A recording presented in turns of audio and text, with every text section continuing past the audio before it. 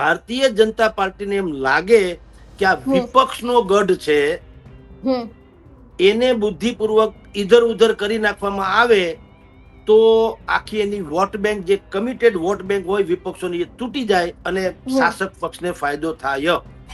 અત્યારે ગેનીબેન ઠાકોર ઉહાપોહ મચાવી રહ્યા છે, બીજા ધારાસભ્ય જે છે એ પણ ઉહાપોહ મચાવી રહ્યા છે.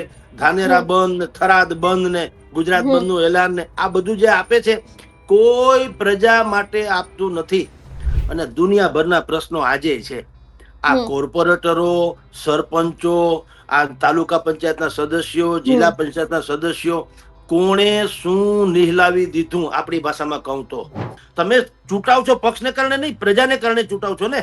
તો જેને તમને ચૂંટ્યા છે તમારે એને વફાદાર રહેવું જોઈએ. આ ભાઈ અત્યારે વિસાવદરમાં ચાલી રહ્યું છે એ જ છે. ગુજરાતમાં સ્થાનિક સ્વરાજના ચૂંટણીનું એલાન થઈ ગયું છે, એટલે કે હવે તેની જાહેરાત થઈ ગઈ છે. આગામી દિવસોમાં સ્થાનિક સ્વરાજની ચૂંટણી યોજાવાની છે. આ બધાની વચ્ચે જુનાગઢ છે તેની મનપાનું જે ચૂંટણી છે તેને તો જાહેર કરી દેવામાં આવી છે, પરંતુ હજી પણ જુનાગઢને ધારાસભ્ય નથી મળ્યા. ધાનેરાને કેમ બાકાત રાખવામાં આવ્યું છે? એટલું જ નહીં, એક સવાલ દરેક લોકોના મનમાં એ પણ છે કે શા માટે ગ્રામ પંચાયતની ચૂંટણી નથી યોજાઈ? અને આ જ વિષય ઉપર આજે મારી સાથે વાત કરવા માટે જોડાઈ ગયા છે વરિષ્ઠ પત્રકાર જગદીશ સર. જી નમસ્કાર બેન. સર, સૌથી પહેલા તો તમને એ જ પૂછવું છે કે શા માટે ગ્રામ પંચાયતની ચૂંટણી નથી યોજાવામાં આવી? કારણ કે દરેક જે ચૂંટણી છે તેને જાહેર કરી દેવામાં આવી છે, પરંતુ ગ્રામ પંચાયતને બાકાત રાખવામાં આવ્યું છે. બેન, એનું લીગલી કારણ એટલે કે ઓફિશિયલ કારણ તો એવું છે કે ડિલિમિટેશન, એટલે કે કેટલાક ગામ એવા છે જેને શહેરની સાથે ભેળવી દેવાની વાત ચાલી રહી છે. આ ચૂંટણી પંચનો જવાબ છે, ગળે ઉતરે નહીં એવો છે, પણ છે.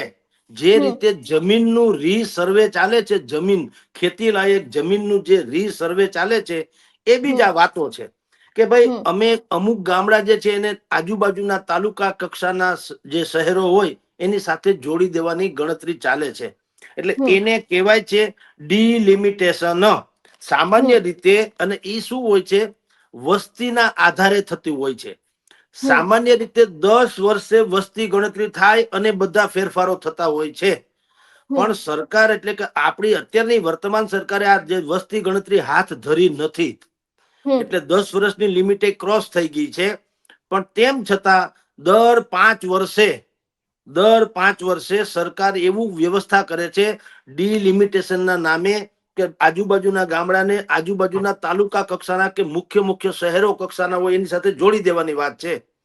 એ બાના હેઠળ કહું છું, એ બાના હેઠળ ગ્રામ પંચાયતોની ચૂંટણી યોજવામાં આવી નથી. કારણ એમાં પાછું બીજું જે રાજકીય કારણ છે એ છે, એવું વિપક્ષનો આક્ષેપ છે. અને આક્ષેપમાં થોડોક તથ્ય છે. શું છે? જે પોકેટ્સ ભારતીય જનતા પાર્ટીને એમ લાગે કે આ વિપક્ષનો ગઢ છે એને બુદ્ધિપૂર્વક ઇધર ઉધર કરી નાખવામાં આવે તો આખી એની વોટ બેંક, જે કમિટેડ વોટ બેંક હોય વિપક્ષોની, એ તૂટી જાય અને શાસક પક્ષને ફાયદો થાય. દાખલા તરીકે આ બનાસકાંઠાના જે વાવ ને થરાદનો અત્યારે જે ડખો ચાલે છે એ પણ એ જ છે. તમે જુઓ, આખા ગુજરાતમાં વાવ જે બેઠક છે એ કોંગ્રેસને ગઈ અને બેન ત્યાં પણ જીતી ગયા. આપણે બધા જાણીએ છીએ કે લોકસભાની 26 માંથી 25 બેઠક મળી પણ એક ન મળી. એ બેન જીતી ગયા, ગેની, રાઈટ? તો હવે સરકાર કોઈ પણ બાનું જુદું છે, ડિલિમિટેશન નું બાનું જુદું છે કે ભાઈ અમુક જગ્યાએ અમુક સ્થળાંતર કરવું, અમુક તાલુકાની બાજુમાં છે તો અમે વહીવટી કારણોસર આવું કરીએ છીએ જેથી કરીને લોકો ફાયદો થાય.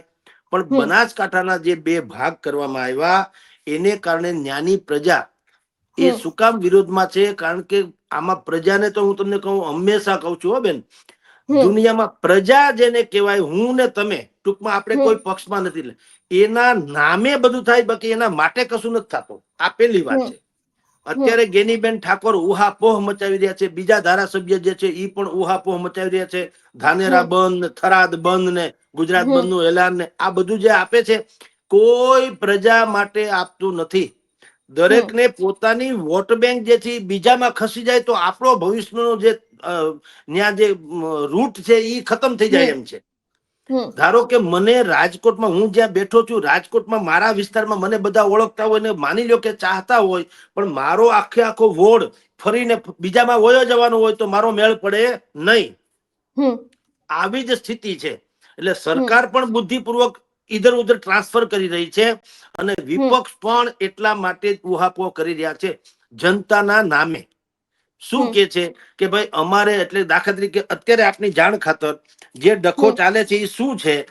ફોર હમ એક્ઝામ્પલ કે ભાઈ ધાનેરાની પ્રજા એમ કે છે કે અમારે બનાસકાંઠામાં રહેવું છે. હમ શું કામ રહેવું છે? તો કે ભાઈ અમારે ત્યાંથી અત્યારે જે અમારે જિલ્લા કક્ષાની જે વાત છે એ 30 કિલોમીટરની અંતરમાં આવે, 10 કિલોમીટરમાં આવે, અને જો એ બનાસકાંઠામાં બીજી જગ્યાએ હોય તો 30-40 કિલોમીટર સુધી દૂર થઈ જાય. અમારે શું હમ કરવું? પણ સાવ સાચી વાત બેન તમને કહું, હમ આ બધાય બાનાબાજી છે. જનતાને જો તમારી ત્યાં નજીકમાં જ કલેક્ટર ઓફિસ હમ હોવાથી જો કામ થઈ જતા હો તો હમ અમારે રાજકોટમાં કલેક્ટર ઓફિસ નજીક છે, કમિશનર ઓફિસ નજીક છે, મ્યુનિસિપલ કમિશનર ઓફિસ નજીક છે, હમ બધું છે. અને દુનિયાભરના પ્રશ્નો આજે છે. આ હમ કોર્પોરેટરો, સરપંચો, આ તાલુકા પંચાયતના સદસ્યો, હમ જિલ્લા પંચાયતના સદસ્યો, કોણે શું નિહલાવી દીધું આપણી ભાષામાં કહું તો? આ હમ બધું જ આયામ ખોટો છે. આ લાભ કોને છે? ઉમેદવારોને, મતદારોને હમ નહીં. હમ અત્યાર સુધી વહીવટી તંત્ર ચાલતું હતું તો ક્યાં શું ધરાશય થઈ ગયું મને કયો? વહીવટી અમસ્તોય કરતા હોય છે સરકારી મુલાઝીમો જ. આ હમ તો બધા ફાકા ફોજદારી કરનારા છે. જે હમ લોકો કોર્પોરેટર બને કે ગ્રામ પંચાયતના સદસ્ય બને, તાલુકા પંચાયતના સદસ્ય બને, સરપંચ બને, આપની હમ જાણ ખાતર સરપંચની ચૂંટણીમાં જો 20 લાખ રૂપિયા પછાતમાં પછાત ગામના લોકો વાપરતા હોય તો તમે કલ્પના કરો 20 લાખ શું કામ? સમાજની સેવા કરવા માટે વાપરે. આપણે સમજીએ હમ ને. તમે હમ એક દાણો વાવો તો 100 દાણા થાય છે, રાઈટ? હમ હમ તમે વાવેતર કરો, તમે બીજ વાવો, એક બીજ વાવો તો આખું તમે એમાંથી પાક લણી શકો છો. તો આ 20 લાખ વાવે એ શું કામ વાવે? 200 લાખ લણવા. હમ એટલે હું કઉ છું કે એ તો જવા દો, બાનાબાજી બે બાજુ ચાલે છે. સરકાર એમ કે ડિમોરલાઇઝેશન જેવી વાત છે, કેન્દ્રીયકરણ હમ નહીં. એમ કે હમ છૂટું છવાયું દરેકને પોતાની બાજુમાં જ સારી વ્યવસ્થા મળી રહી એટલે મેં મોટા મોટા જિલ્લા કે તાલુકાને અલગ અલગ કરવા માંગીએ છીએ અને બધાને. પણ એ પણ બાનું ખોટું છે અને વિપક્ષો જે અત્યારે હલ્લા ગુલ્લા મચાવી રહ્યા છે એ પણ ખોટું છે. કારણ કે આમાં લાભની વાત બેના ઉમેદવારોની છે, પક્ષને છે. પ્રજા નામની હમ ચીજ છે ને કોઈ લાભ હોતો નથી. આઝાદીના 75 વર્ષ પછી પણ આજની હમ તારીખે જ્યાં કોઈ ગામમાં બસ ન આવતી હોય અથવા તો એકાદી બસ આવતી હોય તો ધૂળ પડીને તો શેનું ગ્રામ પંચાયત ને શેની બધી વ્યવસ્થા સમજી લ્યો. એટલે હમ ઉમેદવારો સિવાય કોઈને પેલા તો ફાયદો નથી, નંબર 1. અને હમ એટલા માટે અમુક ગ્રામ પંચાયતોની, અમુક પેટા ચૂંટણી, અમુક જિલ્લાની ચૂંટણી હજી બાકી રાખી છે. અને બાકી હમ જે શહેરી વિસ્તારોમાં, ખાસ મહાનગરપાલિકા એવોની હમ ચૂંટણી રાખી છે. કારણ કે શહેરીમાં હંમેશા ભારતીય જનતા પાર્ટીનું વર્ચસ્વ હોવાનું, કારણ કે મીડિયા ફ્રેન્ડલી છે. એટલે વર્ચસ્વમાં હમ એને કઈ રૂડું રૂપાળું કરી નથી ને. અમારા રાજકોટમાં દુનિયાભરના પ્રશ્નો છે અને 72 કોર્પોરેટર છે. કાળો કાગડો ક્યાંય દેખાતો નથી ગરીબ માણસોને. અમારે જયારે મુશ્કેલી પડે પ્રજાને ત્યારે કોઈ હમ ભોજ્યોભાઈ દેખાતો નથી. પણ હવે હમ એનું વર્ચસ્વ એટલા માટે છે કે એનું જેને હેમરિંગ, જેને કહેવાય મીડિયા હેમરિંગ, એટલું બધું હમ છે કે લોકોને એમ લાગે કે બસ સક્રિયમાં સક્રિય કોઈ હોય તો એ ભાજપ વાળા જ છે, સમજી લ્યો. અને હમ એટલે ચૂંટાઈ જાય ને. સામે પક્ષે પાછું એ પણ એટલું છે કે ઓલા નિષ્ક્રિયતાની ચરમસીમા છે, વિપક્ષ છે. હમ મીડિયા ફ્રેન્ડલી તો બધાય છે. કોંગ્રેસ વાળાની પ્રેસ નોટ આવે તો આપણે કોઈ ના તો પાડતા નથી, પણ આવે તો હમ ને. એટલે હમ એ લોકોને કામ કરવું નથી ને ઓલા લોકોને દેખાડો કરવો છે. એને કારણે મૂળ જે પ્રજા છે એ લોકો પીડાઈ રહ્યા છે અને એનું કઈ ઉપજણ નથી. એટલે 2 વાક્ય તમને કહી દઉં. નાગરિકો લઘુમતીમાં છે ને મતદારો બહુમતીમાં છે. એનું ગુજરાતી સમજી લેજો. 2 શબ્દ બહુ સમજવા જેવા. હમ નાગરિકો એટલે લાભાર્થીઓ, પીડિતો. લાભાર્થી હોવા જોઈએ આપણે, અત્યારે પીડિતો છે, શોષિત, પીડિત, વંચિત એવા. કારણ કે મારે હમ ત્યાં ગંદકી છે. દાખલ હું નાગરિક છું ને મારી શેરી કોઈ વાળવા આવતું નથી, પણ મારું કોઈ હમ સાંભળે એમ નથી. શું કામ? જેને હું ફરિયાદ કરવા જાઉં, જો હું કોંગ્રેસ નો હોઉં તો મારું સાંભળે નહીં, ભાજપ નો હોઉં તો હું કરી શકું એમ નથી. વાત થઈ ગઈ પૂરી. હમ હમ એટલે હું તમને કહું છું કે નાગરિકો હંમેશા લઘુમતીમાં છે, મતદારો બહુમતીમાં છે. કારણ કે દરેક મતદાર હવે છે ને ન્યુટ્રલ મતદારો રહ્યા નથી. હમ કાં તમે કોંગ્રેસના છો, કાં ભાજપના છો, કાં તમે આમ આદમીના છો, કાં તમે કડવા પાટીદાર છો, કાં તમે ઓબીસી છો, કાં માઇનોરિટી છો, હમ કાં દલિત છો, તમે ન્યુટ્રલ નાગરિક તો છો જ નહીં. પછી સમસ્યા છે એ નાગરિકોની છે. એ અમારે અહીંયા બસ નથી આવતી, એ અમારે અહીંયા પાણી નથી આવતું, એ અમારી સ્કૂલમાં ઓરડા નથી, એ અમારે માસ્તર નથી. પણ ક્યાંથી હોય? તમે માસ્તરને મત નથી આપ્યો, બસના ઓરડાને મત નથી આપ્યો, તમે બસ ડેપોને મત નથી આપ્યો, તમે મત આપ્યો છે કડવા, લેવા, કોળી, હમ દલિત, આ માઇનોરિટી, એને મત આપ્યો છે. અપને વાલે કો તો જાઓ, અપને વાલે કો કયો. એટલે આમ તમારી જાણકારી, કઈ એટલે વાંધો નહીં. લોકશાહી ફ્રીડમ સેન્સમાં લોકશાહી છે જ નહીં, ચાલતી હમ પણ નથી. કાગળ ઉપર કહેવાય છે લોક પ્રતિનિધિ ને ફલાણા ભાઈ, હરામ બરોબર કાયદો થતું હોય તો આ એક સુગ્રંથિ, જેમ કે ને ઓર્ગેનાઇઝ ક્રાઇમ, એ જે શબ્દ હમ છે, હા, ઓર્ગેનાઇઝ ક્રાઇમ ની જેમ ઓર્ગેનાઇઝ પોલિટિક્સ છે. એટલે હમ જનતાનું કાંઈ આવે એમ નથી. જેટલા લોકો રાડો પાડે છે એ બધાય પોત પોત, નહીતર તો જનતા જ ન હાહાકાર મચાવી દે બેન. દાખલા હમ તરીકે ગેની બેને કે કોઈ પણ ધારાસભ્ય, પૂર્વ ધારાસભ્ય જે છે થરાદ બાજુના, એને આત્મવિલોપનની ચીમકી આપી. ભાઈ તમે શું કામ આપો એટલા બધા? તમે તો જનતા ન કરે. મને ધારો કે મારા ઘરમાંથી કોઈ કાઢી મૂકવાનું હોય તો સૌથી પહેલા તો હું ઉલળવા જોઈએ ને. ધારાસભા શું કામ ઉલળે? પણ વાત ઈ છે કે નુકસાન કે ફાયદો ઈ એ ઉમેદવારો પૂરતી જ વાત છે, પક્ષવાળાને જ છે, જનતાને કાંઈ છે નહીં. જી બેન. અત્યારે આ વિવાદ ચાલી રહ્યો છે બનાસકાંઠાનો, વાવ થરાદને એક કર્યો, બનાસકાંઠાને એક કર્યો. આ બધાની વચ્ચે ધાનેરાની જે ચૂંટણી છે એને બાકી રાખવામાં આવી છે. તો આની પાછળનું કદાચ કોઈ રાજકીય કારણ અથવા તો આની પાછળનું શું કોઈ કારણ હોઈ શકે છે? મેં હમણાં જ બેન આપને વાત કરી તેમ કે જે પોકેટ્સ કોંગ્રેસનું ફેવરિટ હમ ગણાતું હોય હમ એને ડિમોરલાઇઝેશનના નામે અલગ અલગ હમ કરવાના બહાને તમે બીજે કોઈ જગ્યાએ શિફ્ટ કરો તો વોટ હમ બેંક જે છે આખી ટ્રાન્સફર થઈ જતી હોય છે. હમ સરકાર આમ કેતી નથી. સરકાર હમ સત્તાવાર રીતે આવું ન કે. સરકાર શું કે ભાઈ તમે, અમે આખી મત વિસ્તાર અમે જોઈએ છીએ. બહુ હમ મોટો, જેમ કે ઉત્તર પ્રદેશ રાજ્ય છે, ઈ લગભગ તો વિશ્વના 8 થી 10 દેશ જેવું રાજ્ય છે. હમ 13 થી 15 કે 30 કરોડની જનસંખ્યા જે હોય તે, પણ ઉત્તર હમ પ્રદેશ જે એક સ્ટેટ જે છે ને એ આખું દેશ જેવું છે, સમજી લ્યો. તો હમ એમાં એમ ઘણી વખત ઉત્તર પ્રદેશ રાજ્યના પણ 2-4 ભાગ કરવાનું વાતો અનેક વખત આવી છે. અને એ સ્વાભાવિક છે કે બહુ મોટો વિરાટ વિસ્તાર હોય તો હમ કદાચિત કામગીરીમાં અગવડ પડે. એના કરતા નાનું નાનું હોય તો ઠીક રહીએ. એવી હમ ગણતરી સરકાર એવું કહી રહી છે કે અમે હમ જન વસ્તી ગણતરીના આધારે જે તે હમ વિસ્તારને તાલુકા કક્ષાનો કે જિલ્લા કક્ષાનો સમાવેશ કરો. થરાદ કોઈ તાલુકો છે પણ એને કયા જોઈન્ટ કરવો, અમે વસ્તી ને હમ વિસ્તારને આધારે કરવા માંગીએ છીએ. આ સરકારી બાનું છે અને હમ એટલે ચૂંટણી જાહેર નથી કરી. અને વિપક્ષોનું મેં હમણાં તમને કીધું તેમ એને પણ પાછું બીજી કોઈ પ્રજાની દાજ નથી. હમ એને પોતાની વોટ બેંક ખસકી જાય એની દાજ છે. હમ એટલે એ લોકો પણ ઉહાપોહ મચાવે. મેં તમને કીધું તેમ કે ધારાસભ્ય, પૂર્વ ધારાસભ્યએ કીધું કે હું આત્મવિલોપન કરીશ ને આમ ને તેમ. અમુક લોકોએ ત્યાં સુધી કીધું કે અમને પાકિસ્તાન તમે એમ કહો છો કે મોકલી દેશો, અમારે હું પાકિસ્તાન હોઈ જાઉં. એટલે ભલા માણસ, એમ તો ગાંધીનગર છે એ આખા ગુજરાતના નજીક તો છે જ નહીં. તો હમ ગાંધીનગરનું તો હોનાના નળિયા, જ્યાં આખી સરકાર ચાલે છે, માની લો કે નજીક હોવાથી જો બહુ ફાયદો થઈ જતો હોય તો હમ ગાંધીનગરમાં તો કઈ ખામી ના આવી જોઈએ ને. એને બદલે હમ નકલી જજે ગાંધીનગરમાંથી પકડાણો, નકલી હમ સીઈઓ ગાંધીનગરમાંથી પકડાણો, નકલી પીએમઓ ગાંધીનગરમાંથી પકડાણો. એટલે ક્યાંય સત્યાનાશનો પાયો છે. એટલે તમે સત્તા નજીક હોય તો પ્રજાની હિતકરી એ ભૂલી જાઓ. તો હમ ગાંધીનગરમાં ત્યાં કૌભાંડ થવું ન જોઈએ ને, બલકે કૌભાંડની ગંગોત્રી છે ગાંધીનગર. એટલે હમ લોકો જે કહી રહ્યા છે એ ખોટું કહી રહ્યા છે. હમ જનતાના નામે જનતાને હમ કોઈ ફેર પડતો નથી. કારણ કે આ જાડી ચામડીના લોકો છે. હવે તો શું થઈ છે, વિકાસના કામો તો પોતે જીતવું હોય તો એને કરે હમ છૂટકો છે. અને તો જ હમ લોકોને મળવાના છે. હમ લોકોની ડિમાન્ડ છે ને તમારે દઈ દેવું, સોરી, એ ધંધો છે જ નહીં. બલકે હમ સૌથી સારી વાત તો એ છે કે આ વહીવટદારો જ બધું કામ કરે છે. આ કોર્પોરેટરનું કામ શું? તમે બેન અમદાવાદમાં બેઠા છો અને હું હમ અહીંયા રાજકોટમાં છું. રાજકોટમાં 72 કોર્પોરેટર છે, 72-74 કોર્પોરેટર છે. રાઈટ? હમ હમ આ ચૂંટણી ટાણે જોવા મળ્યા. બાકી હું જે વિસ્તારમાં રહું છું, સાધુ વાસવાણી રોડ, હમ રાઈટ, હમ અમે ચૂંટણી પછી ક્યારેય કોર્પોરેટરને આટો મારતા જોયા નથી. લ્યો હાલો. તો હવે મેં મત આપીને શું નિહલાવ, મેં હું કાંદો કાઢી લીધો મને કયો? મેં હમ એટલે જનતાએ. ટૂંકમાં જનતાએ જેને મત આપ્યો, શું તો કોર્પોરેટર જેમ ચૂંટણી ટાણે આવે એમ પાછા મહિના 2 મહિને ક્યાંક આટો તો મારવો જોઈએ ને. હમ કોર્પોરેટર નું આવે એનું એનું વજૂદ શું છે એ સમજાતું. બંધારણીય પોસ્ટ નથી ઊભી કરેલી છે.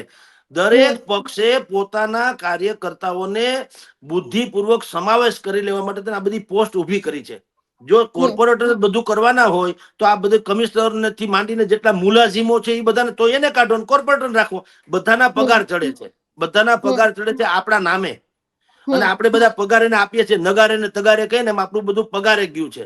એ પગારે આપણું જાય છે ને ભલું કાંઈ થતું નથી. રાજકોટમાં ગંદકી એટલી ને એટલી છે, બાકીની સમસ્યાઓ પણ પૂર્ણપણે જેટલી છે એટલી સમસ્યાઓ. દાખલા તરીકે ટ્રાફિકનું છે, હરામ બરોબર જે અમારે અહીંયા કોઈ ટ્રાફિકનો પ્રશ્ન સોલ્વ થતો હોય તો આજની તારીખે એ નવી પરિસ્થિતિ છે. બજારમાં તમારે ખરીદી કરવા જવું હોય, તમારે પેદલ જ જવું પડે, વાહન લઈને જઈ શકો એમ નથી, કારણ કે વ્યવસ્થા જ નથી. તો શું મને કયો, કોર્પોરેટરને ચૂંટીને કે કોઈ ચૂંટીને શું ફાયદો? ધારાસભ્ય છે, સંસદ સભ્ય છે, બધું છે, અહીં 2-3 મંત્રી છે, આ તો હબ છે. આવું બધી જગ્યાએ થરાદ તમે કયો, બનાસકાંઠાનું કયો, ગુજરાતભરનું કયો, હમણાં તમે જુનાગઢનું કહેશો, ત્યાર પછી બોટાદ નગરપાલિકા છે. હમણાં બોટાદ નગરપાલિકા તમે જુઓ સુપરસીડ થયેલી છે. 5 વર્ષથી તમે વિચાર કરો, 5 વર્ષથી સુપરસીડ છે. હવે 8 મહિના વધ્યા, 8 મહિના વધ્યા તો એને ચૂંટણી આપી દીધી. એના કરતા તમે જે સ્ટેટસ કો છે સુપરસીડ નો એ હટાવી લ્યો, ને જે જૂના હતા એને કયો ભાઈ 8 મહિના તમારા બાકી છે, તમે 8 મહિના કામ કરી લ્યો, પછી ચૂંટણી અમે આપવાના છીએ. એવું નહીં. હવે 2-5 કરોડ નો ખર્ચો ભલે થાય, પણ સુપરસીડ છે એને જવા દો, નવી ગલી નવો દાવ. ઈ શાસક પક્ષ પોતાના માટે આ કરી રહ્યા છે. એટલે સરવાળે તમને કહું બેન, આ આખું ધુપ્પલ હું કહીશ. ભલે સમાજના લોકોને એમ લાગે કે ભાઈ આ લોકતંત્ર છે, એમાં તો લોકપ્રતિનિધિ હોવા જોઈએ ને, હોવા જોઈએ, પણ સારા હોવા જોઈએ, એમ મારું કહેવાનું છે. હોવા તો જોઈએ. અમે હિટલર શાહી નથી કે એમ નથી કહેતા, પણ તમારા હોવાથી કંઈક ફાયદો તો થવો જોઈએ જનતાને. ફાયદો તો કશો છે નહીં. એટલે તમને કહું છું કે સરકાર એના લેવલ પ્રમાણે એની ઈચ્છા પડે તેમ ચૂંટણી જાહેર કરી છે, અને વિપક્ષોને પોતાને મન પડે એવો ઈ વિરોધ કરી રહ્યા છે જનતાના નામે. જી સર, એક છેલ્લો સવાલ તમને એ પૂછીશ કે જુનાગઢ મનપાની ચૂંટણી જાહેર થઈ ગઈ છે, પરંતુ જુનાગઢને હજી એક ધારાસભ્ય મળ્યો નથી. છેલ્લા ઘણા સમયથી એ બેઠક ખાલી પડી છે, પરંતુ હવે સ્થાનિકની ચૂંટણી જાહેર થઈ ગઈ, મતલબ કે મનપાની ચૂંટણી જાહેર થઈ ગઈ, પરંતુ હજી એ ધારાસભ્ય તો મળ્યો નથી. એના ઉપર શું કહેવું છે સર તમારું? એ બેન એવું છે, વિસાવદરના ધારાસભ્યોનું હા. પેટા ચૂંટણી છે એ બાકી છે, અને એ કોર્ટ મેટર પણ છે. કોર્ટ મેટર છે હજી, અને કોર્ટમાંથી એનો ફાઇનલિસ્ટ ચુકાદો નથી આવ્યો એટલે જાહેર નથી કરી. પણ ધારો કે જ્યારથી કોર્ટમાંથી એ બધું મેનેજેબલ બધું હોય છે, પણ અદાલતમાં છે એટલે અદાલતના નામે આ લોકો અત્યારે બુદ્ધિપૂર્વક કે છે કે કોર્ટ મેટર છે એટલે નહીં. પણ ત્યાં પણ ભૂપતભાઈ ભાયાણી જે છે વિસાવદરના, એ આમ આદમી પાર્ટીમાંથી ભાજપમાં આવેલા, અને અત્યારે ભાજપમાં હોવા છતાંય ખેડૂતોના પ્રશ્ને, ત્યાં જાનવરોનો જે ત્રાસ છે, અને બાકી જમીન ત્યાં ગ્રીન ફિલ્ડ નામનો એક ડખો મોટો ચાલે છે. સરકારે ત્યાં ગ્રીન ઝોન બહાર પાડ્યું છે. એ ગ્રીન ઝોન બહાર પાડ્યું એમાં શું છે, અનેક હજારો એકર જમીન જે છે એ આડાવળી થઈ જાય એવી એ લોકોનો દાવો છે, ને મોટું આંદોલન, કિસાન આંદોલન ચાલી રહ્યું છે. તો એ કિસાન આંદોલનની આગેવાની પણ આ ભાઈ ભૂપત ભાયાણી થી માંડીને એ વિસાવદરના જે ભારતીય જનતા પાર્ટીમાં હોવા છતાં એને લીધી છે, અને એ માણસ ખેડૂતનો નેતા જ ગણાય છે. એને કીધું પક્ષ બધું દૂર. હું તો હંમેશા કહું છું બેન, આ બહુ સારી નિશાની પણ આને માનવી જોઈએ કે તમે પક્ષની લાજ ન કાઢવી જોઈએ, પ્રજાની લાજ કાઢવી જોઈએ. તમે સમજો, બધા શું કે છે કે અમે પક્ષને વફાદાર, એટલે ભાઈ પ્રજાને વફાદારીઓ, પક્ષને નહીં. પક્ષ ગોળ્યો, તમે ચૂંટાવ છો પક્ષને કારણે નહીં, પ્રજાને કારણે ચૂંટાવ છો ને. તો જેને તમને ચૂંટ્યા છે તમારે એને વફાદાર રહેવું જોઈએ. આ ભાઈ અત્યારે વિસાવદરમાં ચાલી રહ્યું છે એ જ છે. ભારતીય જનતા પાર્ટીમાં હોવા છતાં ઈ ધારાસભ્ય કે ઈ ધારાસભ્યના દાવેદાર એ અત્યારે ખેડૂત આંદોલન પ્રત્યે સરકારની સામે છે. તો ધન્ય હો, એમ જ હોવું જોઈએ સાહેબ. તમે પ્રજાની સાથે રહ્યો, પક્ષ ઘોડો, પક્ષ જે હોય તે, પણ તમે વિચાર કરો, ગંગા પવિત્ર હોય એટલે ગંગાની ગંદકી થોડી પવિત્ર હોય. ગંદકી ગંદકી હોતા હે. એમ પક્ષની સારપ છે તો છે, બસ પક્ષની જે ગંદકી છે કે ખરાબી છે એ તો જાહેર કરવી જોઈએ ને. એ અત્યારે વિસાવદરમાં ચાલી રહ્યું છે, અને એટલે કસમકસ છે કે જેને ભારતીય જનતા પાર્ટીએ લીધા, પોતાના સમાવેશ કર્યો આમ આદમી પાર્ટીમાંથી, તો હવે એનું કરવું શું એ પણ અસમંજસ છે. એને ઉભા રાખો તો ત્યાં બીજા કિરીટભાઈ થી માંડીને બીજા લોકો છે એ નારાજ થાય એમ છે. પટેલ, કિરીટભાઈ પટેલ કે કૌશિકભાઈ પટેલ નામ છે, એ એમાં નારાજ થાય એમ છે. તો સવાલ તો થોડી કસમકસ તો એ છે. જો કે કોથળામાંથી બિલાડું કાઢવાનું ભારતીય જનતા પાર્ટીને તો આવડે જ છે, એટલે એ તો વળી કોઈક બીજા લેડીઝને ઉભા રાખી દે, એ પ્રશ્ન ગૌણ છે.